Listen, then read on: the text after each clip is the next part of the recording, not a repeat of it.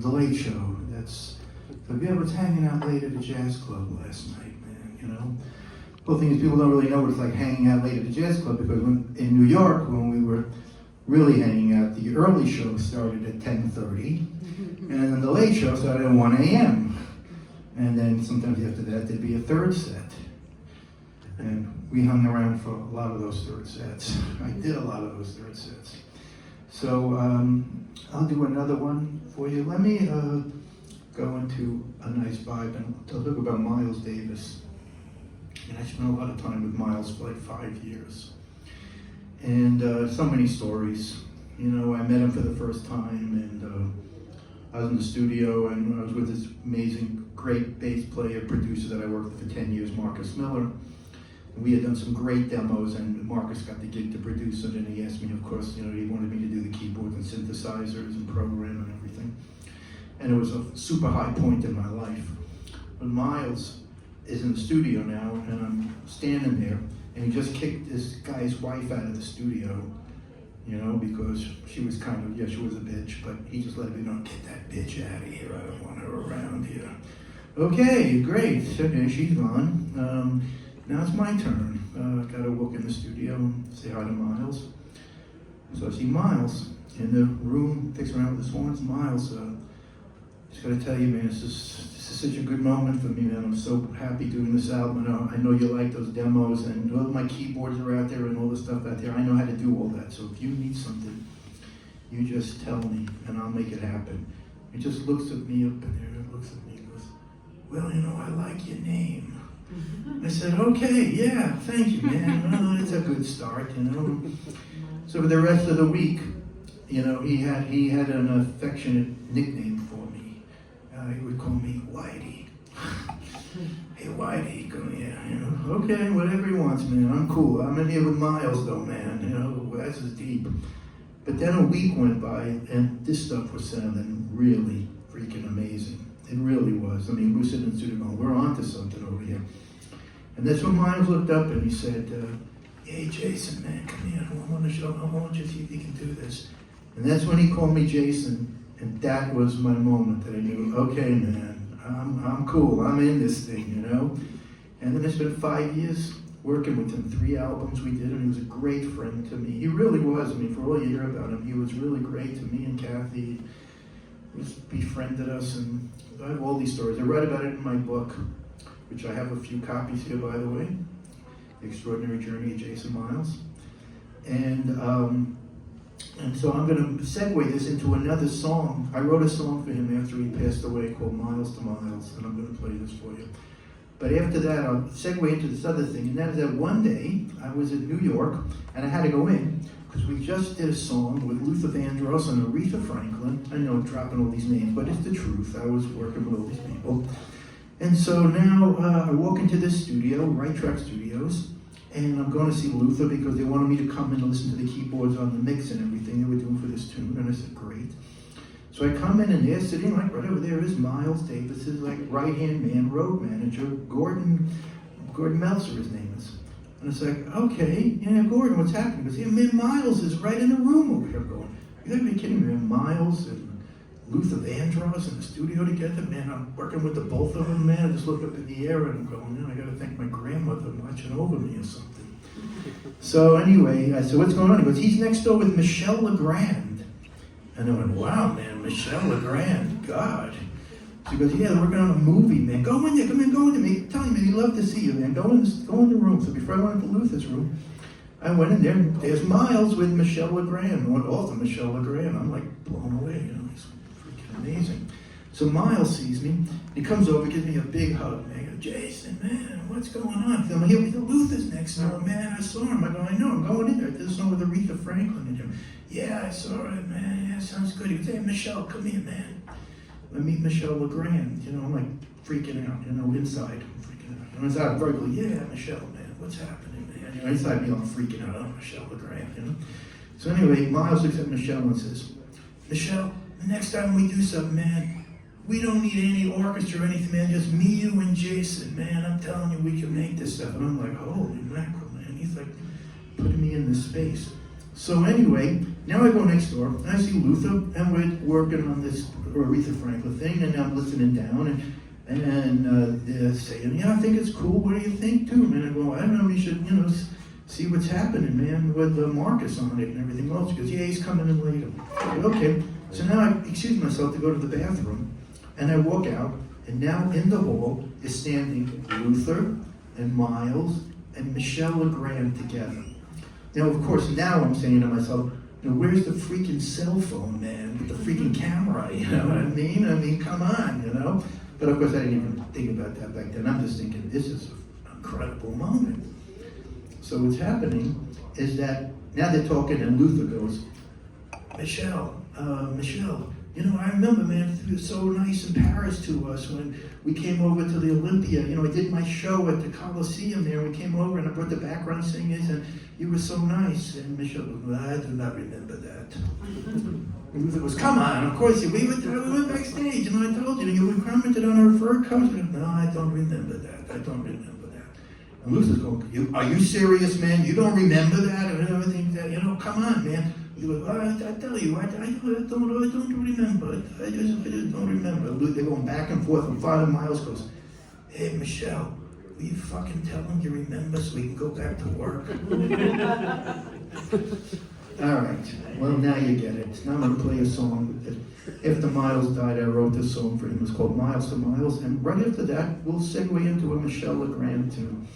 And I'll end this set, and then I'll take a short break and come back and do more stories. Are you cool with the stories? Yeah. Okay, well, I play a little bit in between the stories, right? Kind of like, so if I screw up a song, they'll remember the story, not the song. Okay.